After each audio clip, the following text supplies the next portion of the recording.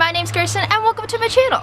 So I'm outside today because, one, if you're familiar with this channel at all, whenever it's nice outside, I like to be outside, even though there's a lot of noise and a lot of distraction when you're outside. And also today I am outside and in this like weird spot because Kit Kat, my little kitten, this is Tabitha. She is loving me outside, so she doesn't want to be held right now. But yeah, that's my cat and I'm watching her outside. She's digging a hole currently. So just excuse all of the background noise and me looking around for my cat every once in a while. Today I want to talk to you guys about The 100 Season 3 Episode 11, Nevermore. So a disclaimer, like I put in all of these videos, if you haven't seen Season 3 Episode 11 of The 100, I would advise you don't watch this unless you don't mind spoilers, because I will be spoiling parts of the episode. And if you have seen it, let's talk about the episode. So I apologize for any wind noise or bird noises or anything that get really annoying, but today I'm going to try to do a super short video and not the longest video ever talking about the episode. Just want to talk about a couple of things, mostly Raven. So in the episode before, we left off with Clark and Jasper and Raven knocked out in the back of the rover, driving away so that they can help Raven get away from Allie 1.0? I don't know. She's just Allie, and the other Allie is Allie 2.0, okay? So, Allie version 1, I'm just gonna call Allie. So the mission for this episode is basically to get Raven free from Allie. So they have to figure out how to either kill the chip that's inside of her, or how to take it out of her. So they spend the episode modifying the bracelets that the original 100 wore down to the ground to test how they were surviving. Remember those? They all took them off because Bellamy was like, do we do what we want? Remember? I remember. So they spend the episode trying to modify one of the bracelets that the 100 wore down to be able to fry Allie inside of Raven's brain. So the whole episode, Raven's like tied to this bed in, I can't remember her name, it's like Luna or something like that. The girl that Clark was with in like episode 1. They go back to her place. And Allie is like trying to communicate with Raven the whole time, saying like, break free, get out of there, like get into their heads. So Raven basically goes after Jasper and says like, you're such a baby, oh, you have pain, everybody else has pain, blah blah blah. She goes after Clark and says, you're the reason everybody's dead, you're the reason your dad's dead, you're the reason that everyone on the mountain is dead. She basically just tries to play on everybody's weakness, the things that they're most ashamed of, the things that haunt them, you know, at night, that they try never to think about.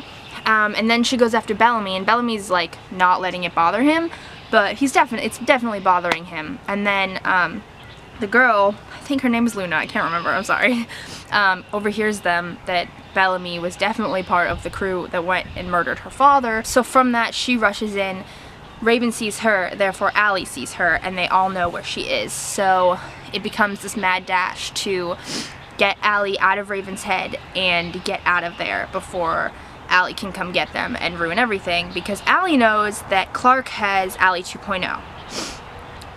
And now Allie, number 1, Allie original, will not stop until she gets Allie 2.0. So that's, I think, gonna be the theme for like the rest of the season.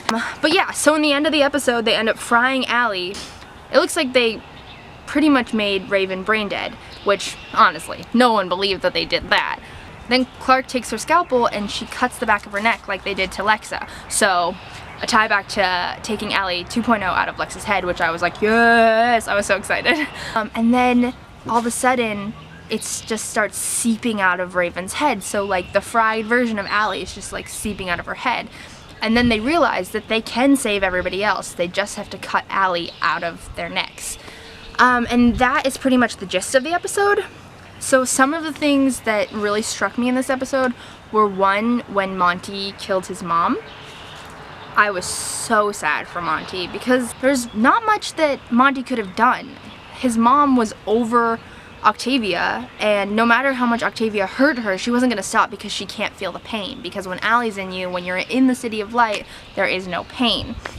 So it was just really sad. And then he had to shoot his mom, and he shot her once, and she didn't stop because she doesn't stop for pain. And then he shoots her again, and he kills her. And he's convinced that he's killed Allie. He hasn't killed his mom. His mom wasn't in there anymore.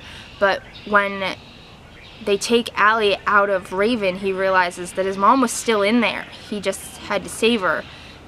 And in that moment, he couldn't save her without letting Octavia die, and he didn't know that his mom was still in there. So now he has this internal struggle of, I just killed my mom, the only family I have left, the woman who loved me, and raised me, I just killed her. So poor Monty was like one of the only ones without all of this internal struggle. Now he has like a huge, massive internal struggle to deal with because these poor kids don't have enough to deal with already.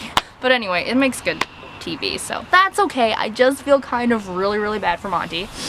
Secondly, I really want to talk about Bellamy and Clark back together. It was like a little awkward, but the second they're together, they are such a good team. Which is why I love Bellamy and Clark so much. Like, I never need them to be in a relationship. That's not why I'm a fan of Bellamy and Clark, which I don't like to call them Bellark. I don't like ship names, okay people? I just don't. But yeah, that's why I love Bellamy and Clark so much, because they make such a good team, and they make the best decisions when they're together. So, separate Bellamy and separate Clark, not the best versions of themselves. When they're together and they're feeding off of each other, amazing versions of themselves, and I love it. Lastly, in this episode, like, a lot happened, but lastly in this episode, I want to talk about Sinclair and I want to talk about Raven. So, Sinclair, it was like really cute and really sad because Sinclair kind of sees Raven as his daughter. He loves her. He's essentially raised her in a way, even though he didn't. He's not her parent. And he doesn't want anything bad to happen to her, and so he's like heartbroken trying to make this device that could fry her brain and make her brain dead, and he's just really upset about it and really torn, but he does it and he saves her in a way, and it was really good and I loved it. And I just love Sinclair and Raven together. They're such a good little duo dynamic, and I cannot wait until Raven is like back to herself and she is working with him again, because they're cute. I love their whole like father-daughter thing. I love it, okay? I love it. And then lastly, obviously, we have to talk about Raven. So, I have a couple thoughts. So one, I feel really bad for Raven because she knows everything she did while she was under the control of Allie. She knows all of the things she said to all of her friends. She knows that she was basically the reason that everybody else took a pill to the City of Light, because she took it and then with Allie's advice endorsed it because she was under her control, and therefore all of these people they love, and even Clark's mom is now in the City of Light, and I think she's gonna blame herself about that, and I feel really bad for her for that. And then I'm also worried about the fact that Raven has been through so much like trauma. Like, she was bashing her head this episode, and she has these stitches up her wrists that keep opening, and she pulled her shoulder out, and her leg is a hot mess, and she's been using it like a normal person uses a leg. So I'm just worried about all of the pain she's gonna have now. I don't know if they're gonna write that in or if they're just gonna like pretend that doesn't exist, but I feel like her body must be a mess. Like, poor thing must be in pieces. And I have a feeling that she might have to deal with the repercussions of everything she did as someone in the City of Light who had no pain. Because she gave herself a lot of injuries and a lot of stress on a body that really couldn't handle it. So I'm hoping that she didn't like further injure her leg and all that sort of stuff. But anyway, that's pretty much all I have to say about this episode. It was a really good episode. It was amazing. If you're someone who kind of is just watching people's reviews and reactions and stuff, and you didn't watch this episode yourself because of reasons that you're not into the show anymore, or because of Lex's death, other reasons, I would advise watching this episode because it was really good. And as I filmed this, it got louder and louder and louder, and the neighbor kids noticed that I'm filming it, so they keep coming over here. Yeah, so I apologize for the background noise. I will try to do it inside next time. I'm just babysitting my cat, and honestly, I don't know where she went, so I'm gonna have to find her. Okay, I love you guys. See you next week or the week after that. Bye! Kit Kat, what are you doing? You're crazy!